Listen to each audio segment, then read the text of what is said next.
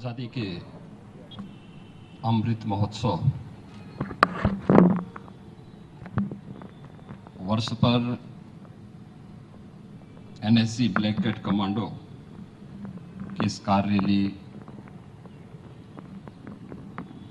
के flag of के इस कार्यक्रम में एनएसजी के महानिदेशक सीएमए गणपति जी, पुलिस महानिदेशक उत्तर प्रदेश श्री मुकुल गोयल जी,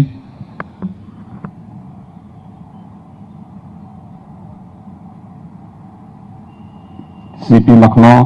श्री डी के ठाकुर जी, श्री अभिषेक त्रिवेदी आईसी एनएसजी, आज के इस कार्यक्रम में यहाँ पर उपस्थित एनएसजी से जुड़े हुए सभी अधिकारीगण, सभी कमांडोज, उत्तर प्रदेश पुलिस बल से जुड़े हुए सभी हमारे अधिकारीगण,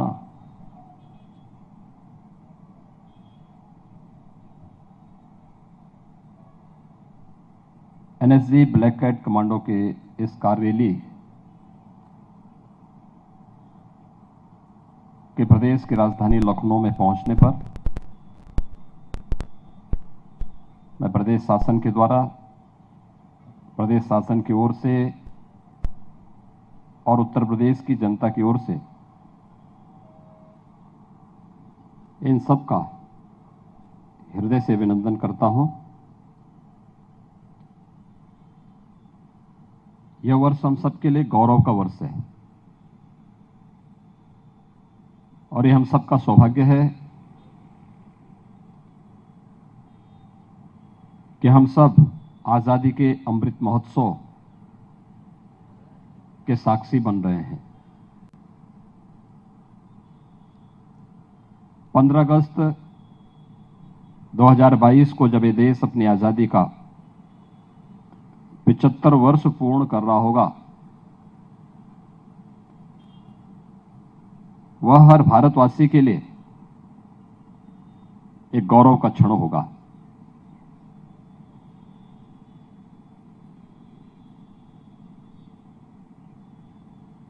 लेकिन साथ ही साथ हम सबके लिए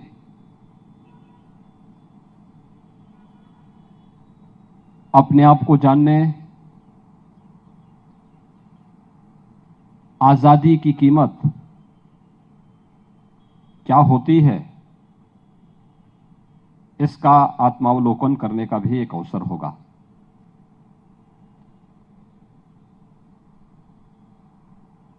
आजादी अचानक नहीं मिली, इसके लिए अनगिनत बलिदान हुए।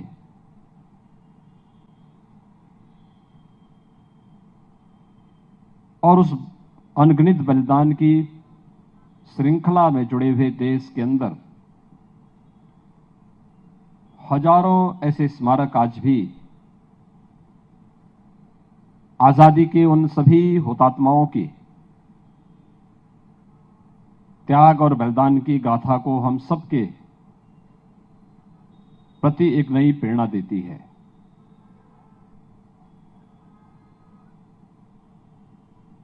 हम सब आभारी हैं प्रधानमंत्री मोदी जी के, जिनके मार्गदर्शन में और नेतृत्व में देश अपनी आजादी के इस अमृत महोत्सव आयोजन को पूरी भव्यता के साथ आयोजित कर रहा है। समाज का हर तबका इसके साथ जुड़ा हुआ है और हमारे लिए यह और भी अत्यंत प्रसन्नता का क्षण है कि हमारी सिविल पुलिस, हमारी पैरामिलिट्री, हमारी आर्म फोर्स, ये सभी इस अभियान के साथ जुड़े हुए हैं। ये किसी से छुपा हुआ नहीं है कि देश अनगिनत बलिदानों के बाद एक लंबे संघर्ष और आंदोलन के बाद 15 अगस्त 1947 को आजाद तो हुआ, लेकिन 1947 के बाद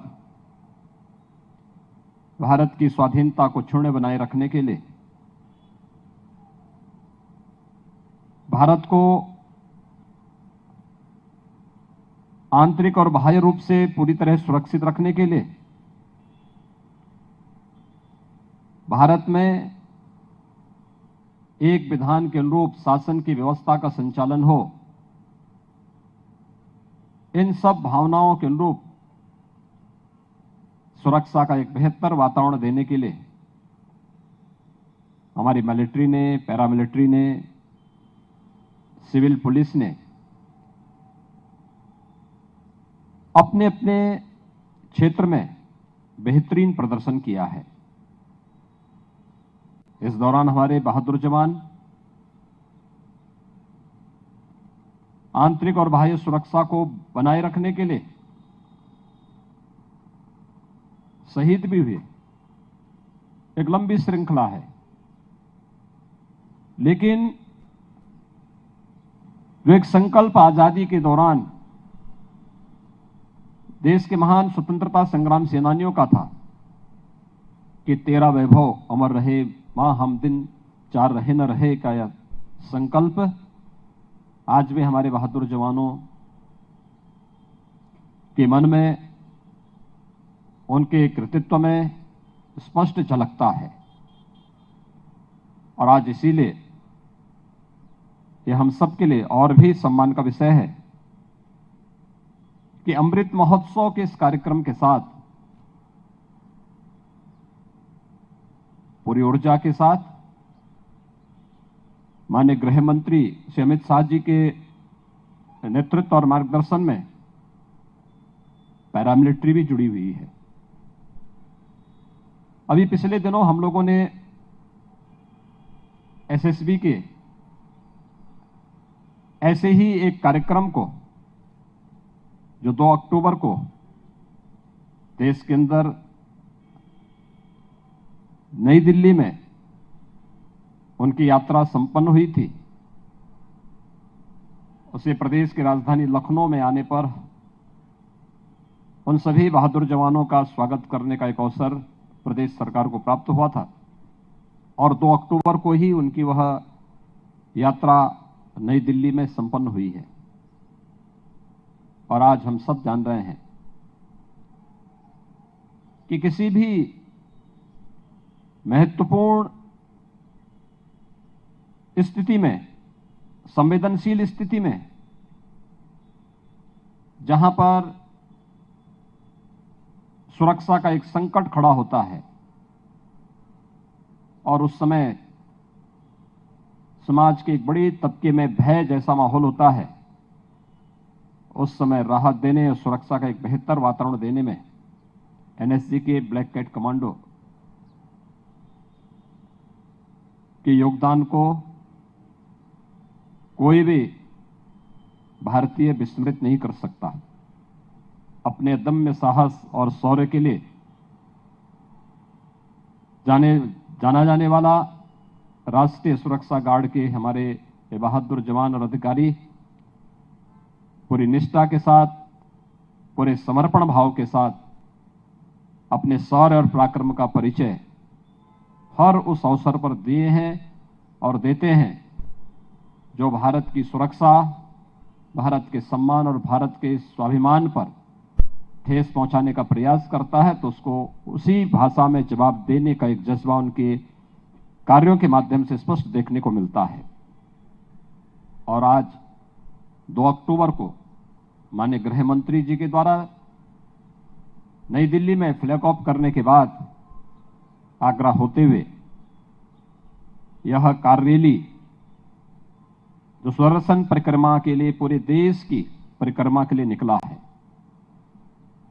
यह कार रैली आज प्रदेश 3 अक्टूबर को प्रदेश की राजधानी लखनऊ में यहां पर आई है। और आज यहां से यह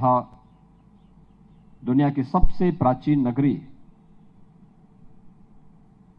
हम सब की आध्यात्मिक नगरी